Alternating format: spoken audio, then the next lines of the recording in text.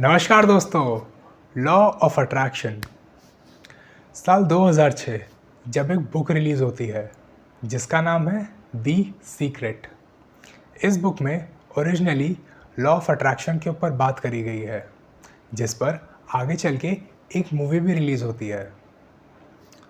Law of attraction, जिसे हम manifest करना या फिर मैनिफेस्टेशन भी बोल सकते हैं, इसके बारे में सबसे ज़्यादा पूछा जाने वाला सवाल है कि does law of attraction really works? क्या लॉ ऑफ अट्रैक्शन सच में काम करता है? इसका एक शॉर्ट एंड क्रिस्प आंसर है no, it does not work. क्योंकि अगर लॉ ऑफ अट्रैक्शन इतना ही इफ़ेक्टिव होता, इतना ही प्रैक्टिकल होता, तो लोग ये सवाल पूछते ही नहीं। वो लॉ ऑफ अट्रैक्शन को सीधा सीधा अपनी लाइफ में अप्लाई कर लेते। एक सबसे बड़ा इशू जो लॉ ऑफ अट्रैक्शन में है कि it does not lead to any action. एक एग्जांपल के साथ समझने की कोशिश करते हैं कि लॉ ऑफ अट्रैक्शन में क्या प्रॉब्लम है।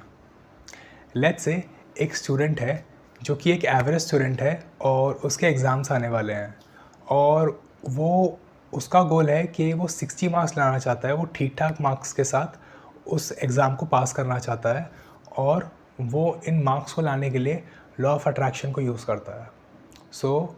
It will work something like this. वो स्टूडेंट है जिसे वैसे ओरिजिनली तो या फिर आइडियली तो जिसे पढ़ाई करनी चाहिए, जिसका गोल है 60 मार्क्स, तो वो लॉ ऑफ अट्रैक्शन यूज़ करता है और वो उन 60 मार्क्स को अपनी लाइफ में अट्रैक्ट करने की कोशिश करता है। उन 60 मार्क्स को वो रोज़ अपनी लाइफ में मैनिफेस्ट करता है, अट्रैक्ट करता है। वो एक पेपर लेता है, जैसे कि बुक में कहीं बताया गया था कि वो एक पेपर लेता है, उस चीज़ को बार बार लिखता है जब तक वो एक रियलिटी नहीं बन जाती, जब तक यूनिवर्स उसकी हेल्प नहीं करता उस चीज़ को अपनी वाइब्रेशंस को या फिर उस चीज़ को कम्प्लीटली अपने आप से अलाइन करने में। तो ये सब चीज़ें करता है। तो उसकी नज़रों में तो वो सोच रहा है कि वो उन 60 मार्क्स को मैनिफेस्ट कर रहा है, वो यूनिवर्स की वाइब्रेशंस के साथ अलाइन कर रहा है ताकि वो उन 60 मार्क्स को अचीव कर सके, या फिर बस वो उन 60 मार्क्स को अचीव कर सके। तो आइडियली तो he is doing the right thing. लेकिन अगर हम इस चीज़ को एक प्रैक्टिकल पॉइंट ऑफ व्यू से देखें तो वो स्टूडेंट सिर्फ अपने पेरेंट्स से डंडे खाने की तैयारी कर रहा है, क्योंकि there is no way manifestation और लॉ ऑफ अट्रैक्शन इस चीज़ में उस स्टूडेंट की हेल्प करने वाला है।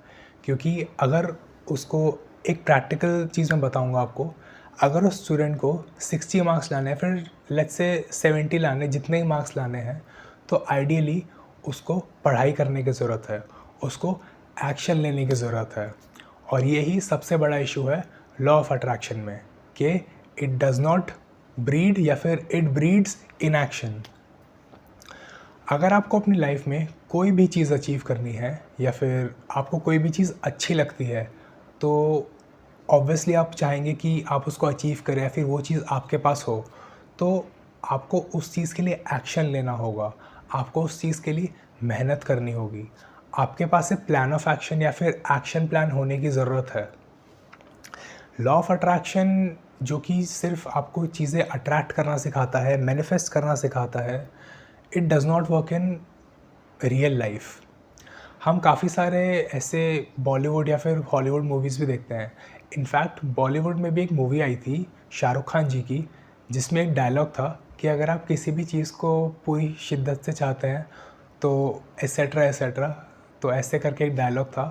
तो ऐसी काफ़ी सारी चीज़ें जो हम अपनी डेली लाइफ में सुनते हैं, या फिर ऐसी बुक्स जो हम अपनी डेली लाइफ में या फिर हम पढ़ लेते हैं ऐसी बुक्स या फिर ऐसी मूवीज़ देखते हैं, तो ये हमारे दिमाग में सिर्फ इनएक्शन को ब्रीड करती हैं और हमारा माइंडसेट कहीं ना कहीं इन सब चीज़ों को एब्जॉर्ब करके कंटामिनेट हो जाता है, जिस वजह से हम उस चीज़ के लिए कभी मेहनत नहीं करते और एक्शन नहीं लेते। यू नीड टू रियलाइज़ कि अगर आपको अपनी लाइफ में कुछ भी अचीव करना है तो आपको अपने एक्शंस पर फोकस करना है, जिसे हम हिंदी में कर्म भी बोलते हैं।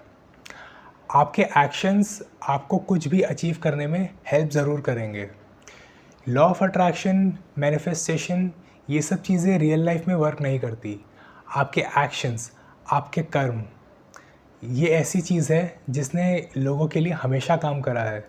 हज़ारों लोगों ने एक्शन लेकर, मेहनत कर कर अपने गोल्स को अचीव करा है, ना कि मैनिफेस्ट करके या फिर लॉ ऑफ अट्रैक्शन यूज़ करके। इसलिए the only take away is that start working hard and focus on your actions, focus on your karma. Also अगर आप ऐसी किसी कंसेप्ट में उलझे हुए हैं या फिर आपको अपनी लाइफ में स्टैग्नेंसी फील होती है या फिर काफ़ी ज़्यादा कन्फ्यूजन फील होता है और आपको अपनी लाइफ में थोड़ी क्लैरिटी की ज़रूरत है, तो आप मुझे व्हाट्सएप पे रीच आउट कर सकते हैं। आपको मुझे व्हाट्सएप करना होगा, which stands for mindset. Number आपको डिस्क्रिप्शन में मिल जाएगा and I will be more than happy to help you. Also make sure to hit that subscribe button because I release a new video every Monday and Thursday and you won't want to miss them. Thank you and I'll see you in my next one.